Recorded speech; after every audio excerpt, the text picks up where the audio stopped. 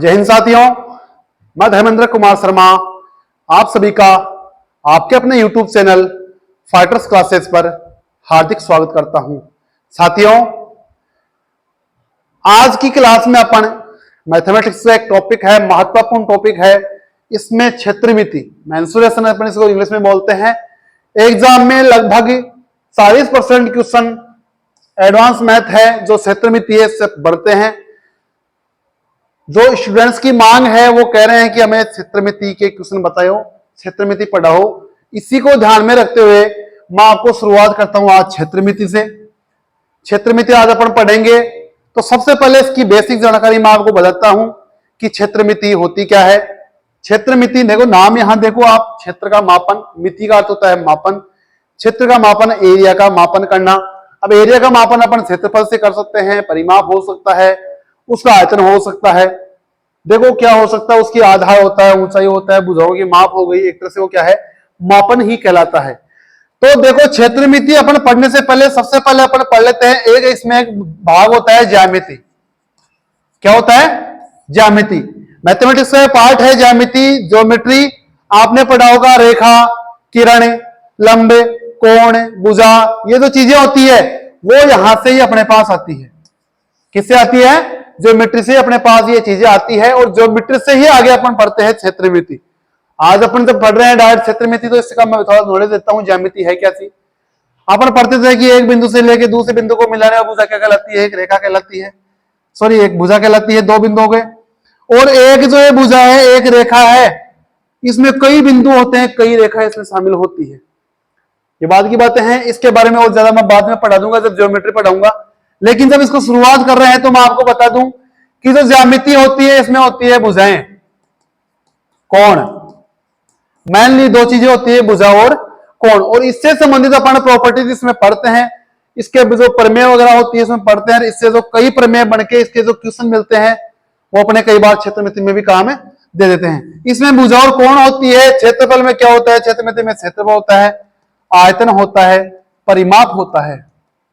ठीक है, ध्यान देना, जो ज्यामिति है उसमें अपने को भुजा और कोण का ज्ञान होता है। यहाँ पे अपने को क्षेत्रमिति में क्षेत्रफल, आयतन, परिमाप, परिधि, इन सभी का ज्ञान होता है। ठीक है,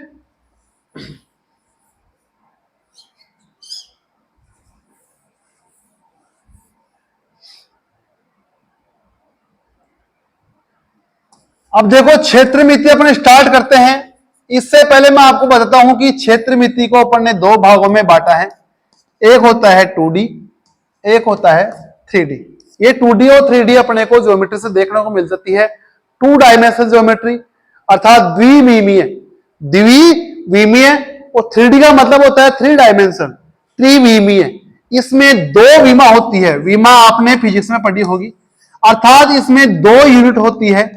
दो तरीका होता है, इसमें लंबाई और चौड़ाई मिलती है अपने को। ठीक है, जो भी अपने को इसमें आकृति मिलेगी 2D में, इसमें अपने को दो ही भुजाएं मिलती है, लंबाई और चौड़ाई।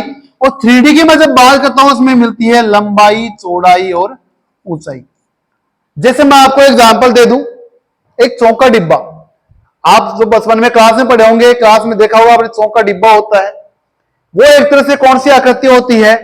त्रिविमीय आकृति होती है, क्योंकि उसमें ऊंचाई भी शामिल होती है। मैं ये कह दूं आपको, जैसे ये बोर्ड सामने लगा हुआ है, इसकी ये लंबाई है ये और चौड़ाई है, तो वो आप 2D में शामिल कर दोगे। लेकिन मैं ये कह दूं कि इसकी मोटाई भी है। ठीक है, जैसे आप इसकी मोटाई भी मापो तो वो कौन सा हो जाएगा? 3D हो जाएगा। ठीक है, मैं जैसे आपको नया चीज बताऊं कि ये कमरे का यहाँ पे जो अपन खड़े हैं उसका जो फर्श है वो कौन सा है? एक तरह से 2D है। लेकिन जब मैं पूरे कमरे की बात कर दूं उसमें कौन सी शामिल हो जाती है? ऊंचाई भी शामिल हो जाती है, तो वो क्या हो जाएगा? 3D हो जाएगा। ठीक है, तो यहाँ पे समझने की कोशिश करो आप, 2D क्या चीज है और 3D क्या चीज है। इसमें अंतर इतना ही है कि इसमें जो दो आयाम होते हैं, दो विमाएं होती हैं, इसमें कितनी होती है? 3 विमाएं होती है।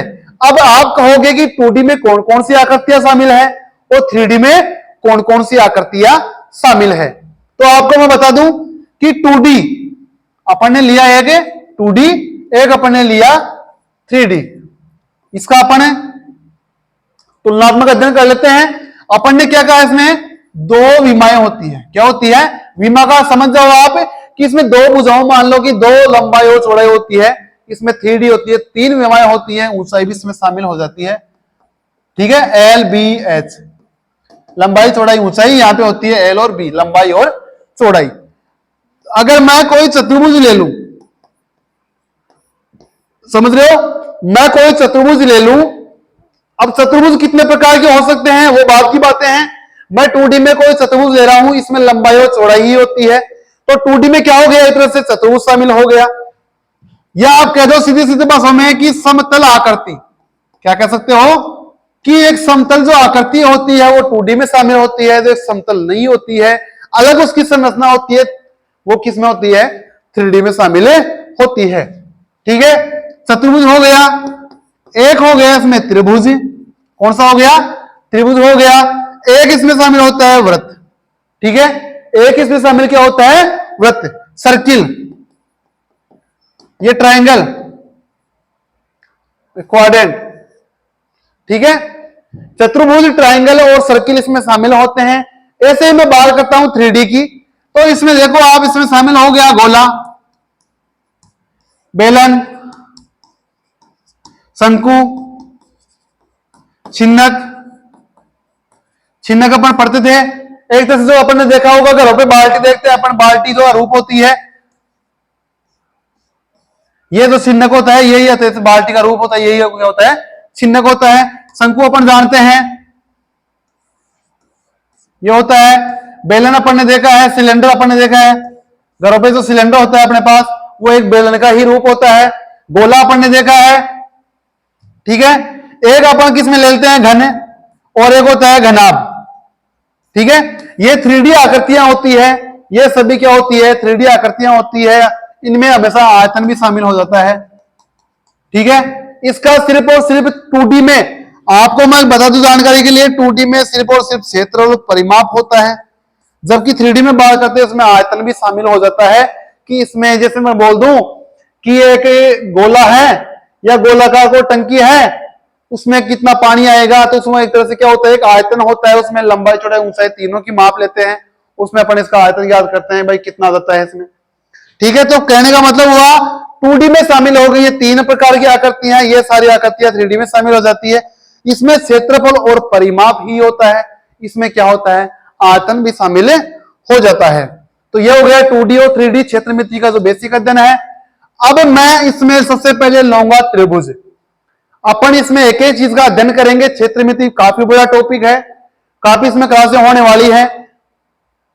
सबसे पहले मैं इसमें क्लास लूंगा त्रिभुज की, बेसिक से अपन इसका अध्ययन करेंगे। त्रिभुज बेसिक से लेके आप इसमें जो लगभग सभी प्रकार की जो त्रिभुज है उसका क्षेत्रफल ज्ञात करना, परिमाप ज्ञात करना, मैं सबको इसमें बता दूंगा आपको। तो मैं सबसे पहले आज की क्लास में ले लेता हूं टॉपिक त्रिभुज। कौन सा ले लेते हैं, त्रिभुज, ट्रायंगल। अपन ने क्षेत्रमिति लिया, क्षेत्रमिति को दो भागों में बांटा, 2D और 3D। 2D और 3D की अपन ने आकृतियां जानी भाई कौन सी होती है, उसी 2D आकृति में से अपन ने एक त्रिभुज ले लिया, ट्रायंगल, और अपन इसका आज क्या करेंगे, अध्ययन करेंगे। सबसे पहली बात तो यहां पे अध्ययन करने के लिए वो मिलती है अपने को इसकी परिभाषा। क्या मिलती है, परिभाषा। नाम से मालूम चलता है त्रिभुज, तीन भुजाएं, लेकिन सिर्फ नाम से मालूम चलेगा तीन भुजाएं, इससे इसकी परिभाषा कंप्लीट नहीं होती है, इससे इसकी परिभाषा कंप्लीट नहीं होगी। क्यों, अपने को इसमें लेना है तीन भुजा से घिरी हुई आकृति।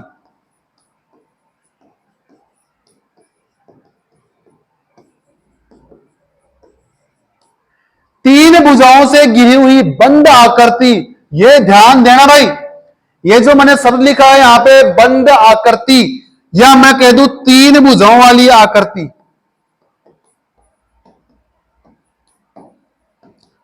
तीन भुजाओं वाली आकृति, इसमें मोस्ट परिभाषा जो ये है, काम है इससे है अपने को, ये परिभाषा अपने गलत लिखी है।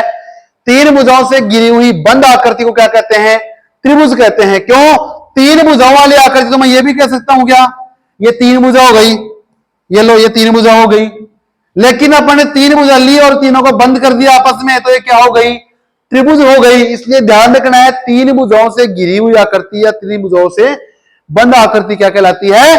त्रिभुज कहलाती है। तीन भुजा तो ये भी है लेकिन ये त्रिभुज नहीं है, तो ध्यान देना है। इसकी परिभाषा क्या होगी कि ऐसी आकृति जो तीन भुजाओं से घिरी हुई हो, तीन भुजाओं से बंद हो, वो क्या कहलाती है? त्रिभुज कहलाती है। आगे देखो त्रिभुज के तो गुण धर्म क्या है, त्रिभुज के गुण क्या है? अपन ने परिभाषा क्या पढ़ा? तीन भुजाओं से बंद आकृति। इसको मैंने नाम दे दिया एक पॉइंट ये, एक पॉइंट ये, एक पॉइंट ये, इसको मैंने नाम दे दिया पी क्यू आर। नाम दे सकते हैं इसको, पी क्यू आर मैंने नाम दे दिया। देखो यहां पे अपन जानते हैं ज्योमेट्री में अपन एक चीज पढ़ते हैं, कोण। कोण क्या होता है?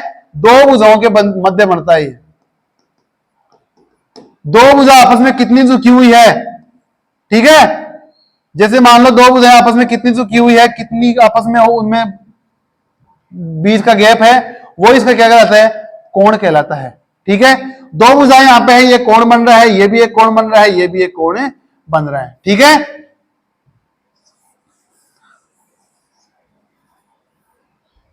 मैं बता रहा हूं आपको त्रिभुज के गुणधर्म क्या होते हैं। त्रिभुज में तीन क्या होते हैं? शीर्ष होते हैं। क्या होते हैं? शीर्ष होते हैं। त्रिभुज में कितने शीर्ष होते हैं? तीन शीर्ष होते हैं, इंग्लिश में कहते हैं वर्टेक्स। तीन ही क्या होते हैं? कोण होते हैं। ठीक है, एंगल होते हैं कितने? तीन। और तीन ही क्या होती है? इसकी भुजाएं होती है। आप क्या कह दोगे? त्रिभुज के गुणधर्म क्या हो गए? तीन शीर्ष हो गए, तीन कोण हो गए, तीन भुजा हो गई। तीन भुजाएं पी क्यू, क्यू आर और पी आर, ये तो क्या हो गई?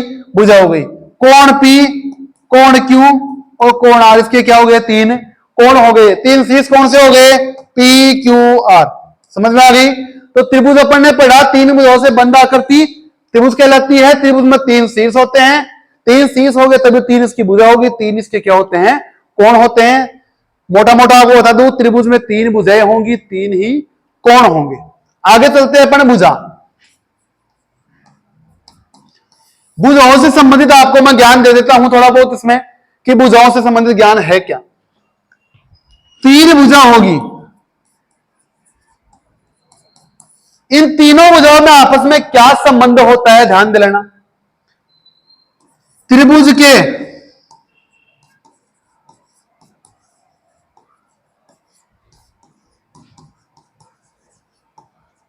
मोस्ट इंपोर्टेंट जो चीज बता रहा हूं मैं आपको, ध्यान देना। त्रिभुज की आप रचना कैसे करोगे? ये जो चीजें हैं ये पालन करनी चाहिए त्रिभुज की भुजाओं का। त्रिभुज की किन्हीं दो भुजाओं का योग हमेशा तीसरी भुजा से क्या होता है? अधिक होता है। ध्यान देना इस चीज को कि त्रिभुज की दो भुजाओं का, कोई भी दो भुजाओं का योग कर लो, तीसरी भुजा से हमेशा बड़ा मिलेगा। ये ध्यान देना भाई। एक चीज है,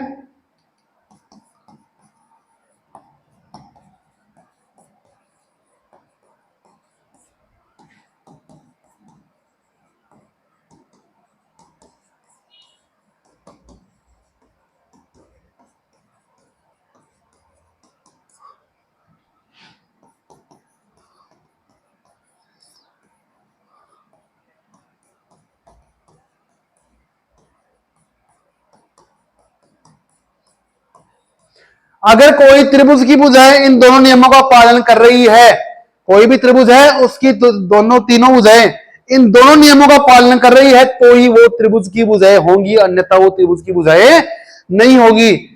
जैसे मैं कोई क्वेश्चन ले लेता हूं, 3 4 5, क्या ये तीन भुजाएं त्रिभुज की भुजाएं हो सकती है क्या? तो आप इसको यहीं से चेक कर लोगे कि किन्हीं दो का योग करेंगे, तीसरी से मिलान करेंगे, बड़ा मिल रहा है। यहां देखो 3 और 4 7 किया, 5 से बड़ा है। 4 और 5 किया योग 9, 3 से बड़ा है। 5 और 3 किया, 8 हमेशा किससे बड़ा हो रहा है? 4 से बड़ा हो रहा है। तो इसका तो नियम का पालन यहाँ पे कर गई है। यहां देखते हैं दो भुजाओं का अंतर तीसरी से हमेशा क्या होता है? कम।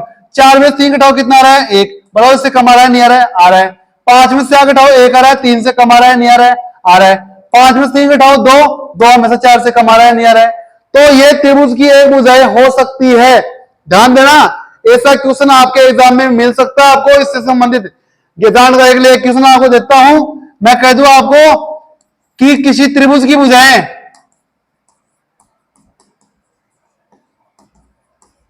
5 व 12 है तो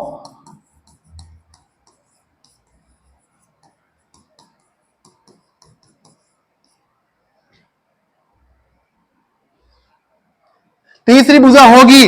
मैंने आपको एक ऑप्शन में दे दिया 13,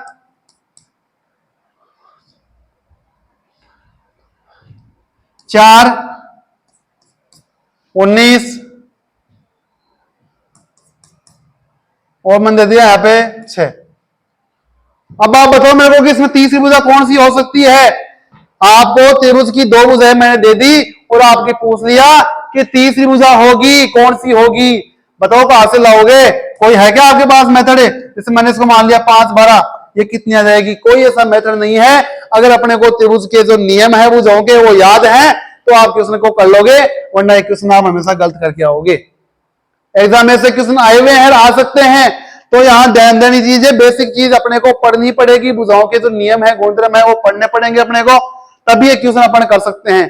देखो यहाँ पे अपन ने क्या चीज पढ़ी है, 2 भुजाओं का योग 30 से हमेशा क्या होता है?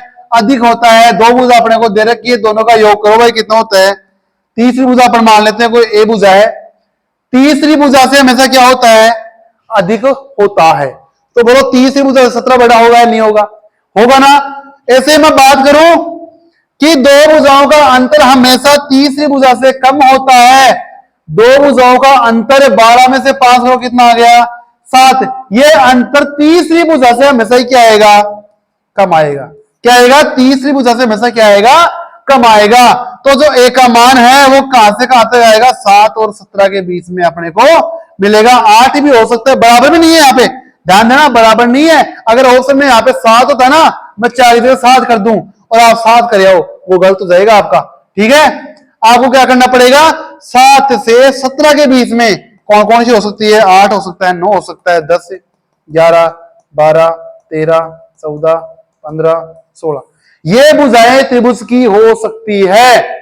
समझ रहे हो क्या? 2 भुजा दे दी, तीसरी भुजा पूछ ली, तो आपको ध्यान रखना है कि 7 और 17 के बीच की जो संख्या है वो इसकी भुजा आएगी। ऑप्शन में चेक कर लो, 13 मिल रहा है क्या इसमें? तो एक तो ये 13 हो सकता है, 7 है क्या? नहीं है, तो ये कैंसिल। 19 है, नहीं है कैंसिल। 6 है, नहीं है कैंसिल। तो इसका आंसर क्या हो जाएगा?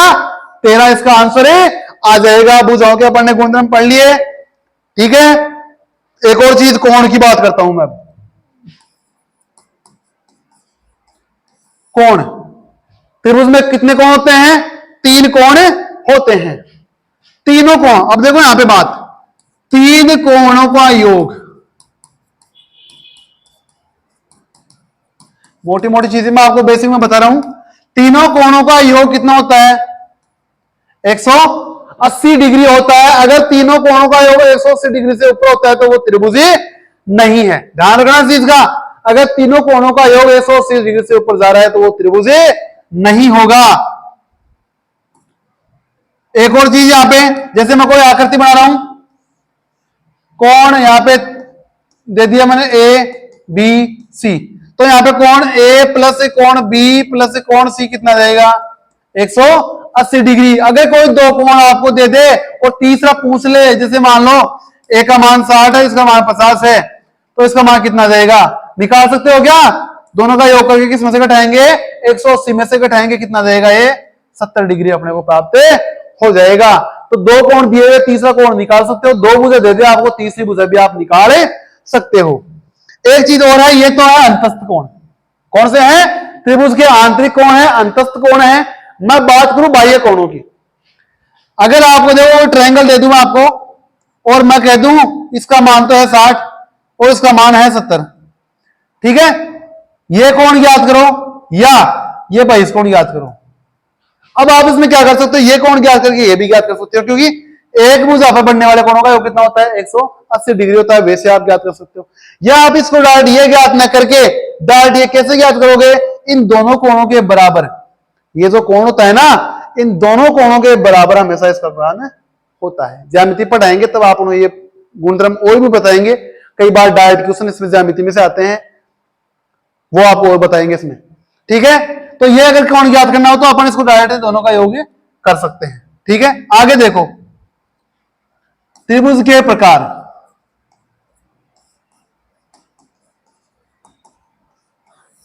आप कहोगे क्षेत्रमिति स्टार्ट करी थी, त्रिभुज को आप पढ़ा रहे हो, त्रिभुज के प्रकार पढ़ा रहे हो, त्रिभुज की बेसिक जानकारी पढ़ा रहे हो, तो आपको क्षेत्रमिति पढ़ने से पहले इन चीजों की जानकारी होना आवश्यक है, क्योंकि एग्जाम में क्वेश्चन बिल्कुल इजी होता है लेकिन पूरा घुमाया हुआ होता है।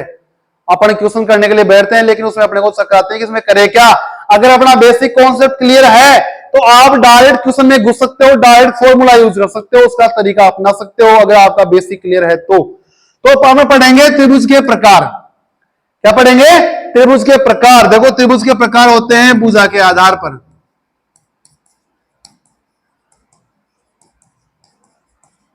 एक होता है कोण के आधार पर, एक होता है भुजा के आधार पर, एक होता है कोण के आधार पर। भुजा के आधार पर तो हो गया फर्स्ट, मैं बोल दूं समबाहु, एक बोल दूं मैं विषमबाहु, एक बोल दूं मैं समद्विबाहु। ठीक है। कोणों के आधार पर हो गया न्यून कोण,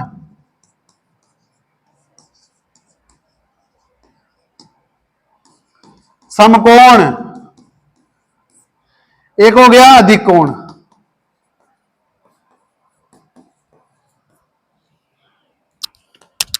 ठीक है। भुजाओं के आधार पर सबसे पहले मैं बात करता हूं भुजाओं के आधार पर। यहां मैं मोटा मोटा समझता हूं आपको। समबाहु नाम से मालूम चल रहा है समान भुजाएं होंगी। किसी भी त्रिभुज की अगर भुजाएं समान है तो वो कौन सी होगी? समबाहु त्रिभुज।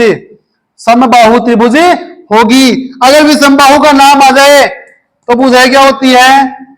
असमान होती है। तीनों ही भुजा क्या होती है? असमान भुजा इसमें मिलती है अपने को। ठीक है। समद्विबाहु की बात करूं तो दो भुजा तो क्या होती है? समान होती है, और क्या होती है? एक अलग हो जाती है। ठीक है। भुजाओं के आधार पर मैंने तीन प्रकार पढ़े, समबाहु त्रिभुज, विषमबाहु त्रिभुज और समद्विबाहु त्रिभुज। सम भुजाओं समान भुजा होगी तो समबाहु त्रिभुज होगा, असमान भुजा होगी तो विषमबाहु त्रिभुज होगा, और दो भुजाएं समान और एक असमान हो तो वो कौन सी होगी? समद्विबाहु त्रिभुज होगा। आगे मैं बात कर लेता हूं कोणों के आधार पर। कोणों के आधार पर मैंने फर्स्ट लिया है न्यून कोण। न्यून कोण का नाम आते ही मालूम चलता है कि सभी कोण क्या होते हैं? न्यून होते हैं। न्यून कोण से मतलब है 90 डिग्री से कम। इसका मतलब क्या है? 90 डिग्री से कम का कोण होता है। जैसे मैंने कोई त्रिभुज ले ली और मैंने इसको कह दिया ये 70 है, ये 60 है, ये कितना है? 50 है। तीनों ही कोण है 90 डिग्री से कम है तो ये कौन सी होगी? न्यून कोण त्रिभुज होगी। क्या होगी? न्यून कोण त्रिभुज होगी। दूसरी मैं बात करूं समकोण त्रिभुज। एक कोण 90 डिग्री का वह अन्य न्यून कोण। एक कोण तो क्या होगा? 90 डिग्री का होगा, लेकिन जो दो कोण अन्य है वो क्या होंगे? 90 डिग्री से कम के होंगे। वो क्या होगी? समकोण त्रिभुज। समकोण त्रिभुज हमेशा ऐसे बनती है भाई। आधार होता है, इसमें एक लंब होता है। इसमें जो एक ये लास्ट नीचे वाले है वो उसको आधार मानते हैं अपन। एक आधार है उस पर अपन लंब डाल देते हैं, 90 डिग्री का कोण बन जाता है, तो हमेशा इसको आधार लंब से परिभाषित करते हैं भुजाओं को। ये होता है इसका कर्ण। ठीक है। समकोण त्रिभुज के बारे में और भी बताऊंगा, जब मैं बता दूंगा उसमें। ये कर्ण होता है, ये आधार होता है, लंब है। 90 डिग्री के सामने वाली जो भुजा होती है वो हमेशा क्या होती है? कर्ण होती है। समकोण त्रिभुज की खासियत है कि 90 डिग्री के जो सामने भुजा है वो हमेशा ही क्या होती है? कर्ण होती है। और समकोण त्रिभुज में सबसे बड़ी भुजा भी क्या होती है? कर्ण ही होती है। त्रिभुज की एक खासियत मानो कि जो कोण जितना बड़ा होगा, त्रिभुज में जितना कोण बड़ा होगा भुजा उतनी ही बड़ी होगी। जैसे मैं आपको यहां पे जब बात आगे समझा देता हूं, जैसे मैंने ले लिया ये कोण 80 डिग्री का, ये 60 डिग्री का और ये 40 डिग्री का होगा। ठीक है। तो इसमें सबसे बड़ी भुजा कौन सी होगी? मैंने इसमें नाम दे दिया ABC, और मैंने कह दिया कि सबसे बड़ी भुजा क्या होगी? तो सबसे बड़ी भुजा कौन सी होगी? बोलो BC होगी। अगर क्वेश्चन आपको दे दे कि किसी त्रिभुज के कोण है 80 40 60, 80 40 60, तो सबसे बड़ी भुजा कौन सी होगी? 80 डिग्री के सामने वाली भुजा क्या होगी? सबसे बड़ी होगी। और उसमें सबसे छोटी कौन सी होगी? A B. सबसे छोटे कोण के सामने वाली भुजा क्या होगी? सबसे छोटी होगी। इसी कारण, यही कारण है कि 90 डिग्री यहाँ पे सबसे बड़ा कोण होता है, इसीलिए इसके सामने वाली भुजा क्या होती है? कर्ण होती है, वो सबसे बड़ी भुजा होती है। तीसरा क्या था? अधिक कोण त्रिभुज।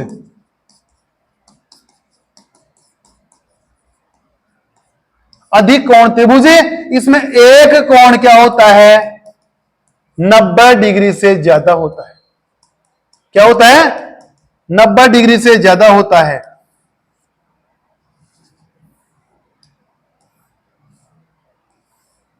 ये कोण क्या है? 90 डिग्री से ज्यादा हो रहा है ना, तो ये क्या है? एक तरह से अधिक कोण त्रिभुज है। एक कोण 90 डिग्री से ज्यादा होता है, बाकी दो अन्य क्या होते हैं? न्यून कोण होते हैं। तो आपको प्रकार समझ में आ गए होंगे। भुजाओं के आधार पर समबाहु, विषमबाहु, समद्विबाहु, और कोणों के आधार पर कितने हो गए? न्यून कोण त्रिभुज, समकोण त्रिभुज और अधिक कोण त्रिभुज। देखो यहां पे एक और चीज मैं आपको बताता हूं। समबाहु, समद्विबाहु और एक विषमबाहु, यह हो गया न्यून कोण, समकोण, अधिक कोण।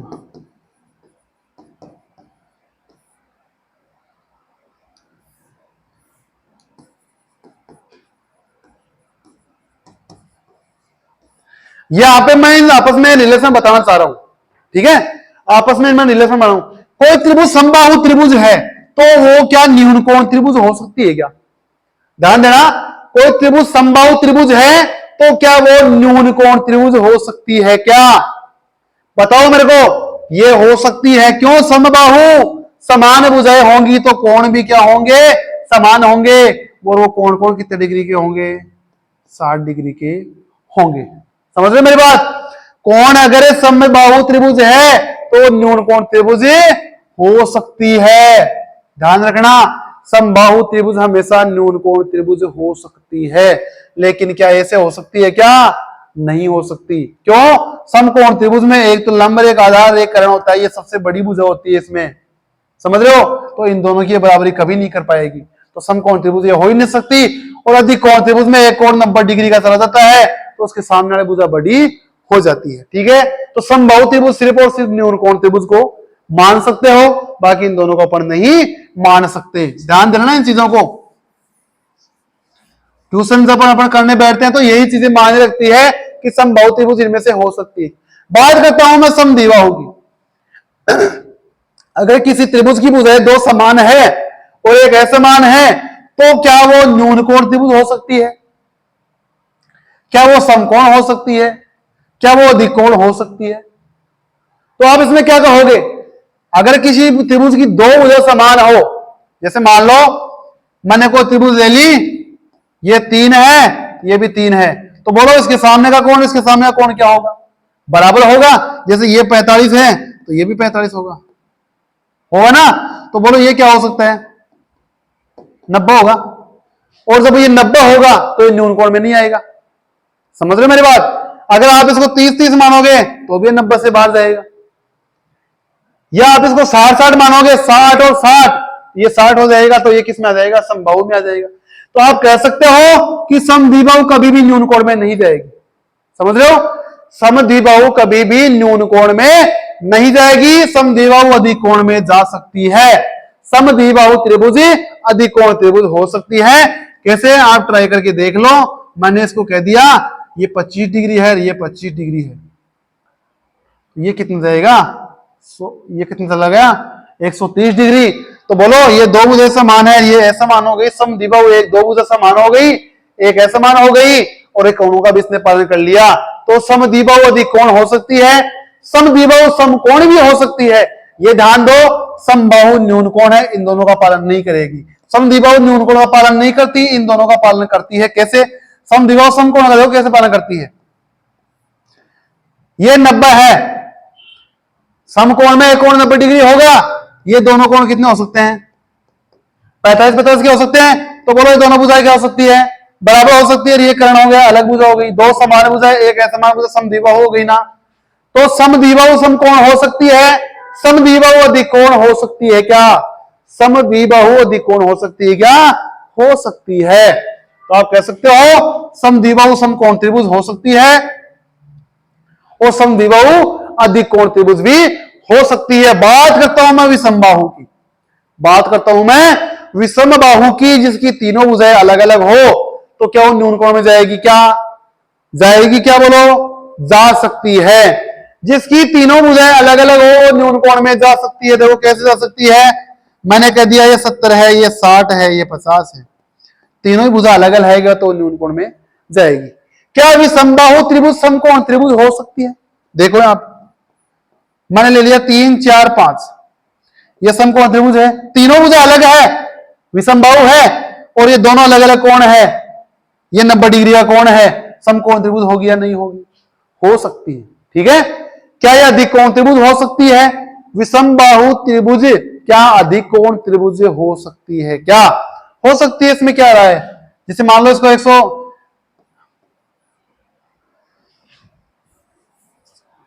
जैसे मान लिया मैंने ये 95 डिग्री है, ये 35 डिग्री है और ये 60 डिग्री है, तो इसमें अधिकोण त्रिभुज हो गई, तीनों भुजाएं अलग अलग है तो अधिकोण त्रिभुज का पालन ये करती है।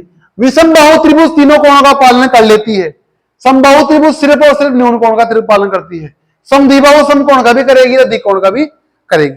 ठीक है, ये चीजें आपने पढ़ ली है, त्रिभुज के बारे में इसके प्रकार पढ़ लिए हैं, कोणों के आधार पर, भुजाओं के आधार पर, भुजाओं के आधार पर, कोणों के आधार पर अपने रिलेशन बना दिया है कि कौन सी त्रिभुज कौन सी हो सकती है, कैसे हो सकती है। मैंने आपको बाकायदा त्रिभुज में उदाहरण लेके समझा दिए हैं। आगे अपन बात कर रहे थे क्षेत्रमिति की, क्षेत्रमिति की बात करते हैं, त्रिभुज का क्षेत्रफल। क्षेत्रमिति में दो चीजें बताई मैंने आपको, क्षेत्रफल और परिमाप। त्रिभुज का क्षेत्रफल और त्रिभुज का परिमाप। अब देखो त्रिभुज का क्षेत्रफल, त्रिभुज में अपन ने इतनी चीजें पढ़ी, समबाहु विषमबाहु समद्विबाहु समकोण अधिकोण न्यून कोण, इन सब के अपन क्षेत्रफल कैसे ज्ञात करेंगे, इन सब का अपन परिमाप कैसे ज्ञात करेंगे, इसके लिए मैं आपको अलग से क्लास लूंगा जिसमें आपको सभी प्रकार के जो सूत्र कैसे बनते हैं, सूत्र कहां से आते हैं, एग्जाम्पल लेंगे उसका और उसको अपन सोल्व करने की कोशिश करेंगे। आज की क्लास में जो अपन ने पढ़ा, एक बार उसका रिवीजन मैं आपको करवा देता हूं। अपन ने क्या पढ़ा शुरू से, क्षेत्रमिति मिल ली। क्षेत्रमिति अपन ने जाना क्या होती है, 2D और 3D। 2D में कौन कौन सी आकृतियां शामिल हुई वो अपन ले लिया, और 3D में कौन कौन सी आकृतियां शामिल हुई वो ले लिया अपन ने। फिर अपन ने लिया 2D में से त्रिभुज, त्रिभुज का अपन ने बेसिक अध्ययन किया, त्रिभुज की परिभाषा पढ़ी और त्रिभुज के अपन ने गुणधर्म जाने, शीर्ष कोण भुजाओं के अपन ने प्रॉपर्टीज पढ़ी, कोणों की अपन ने प्रॉपर्टीज पढ़ी।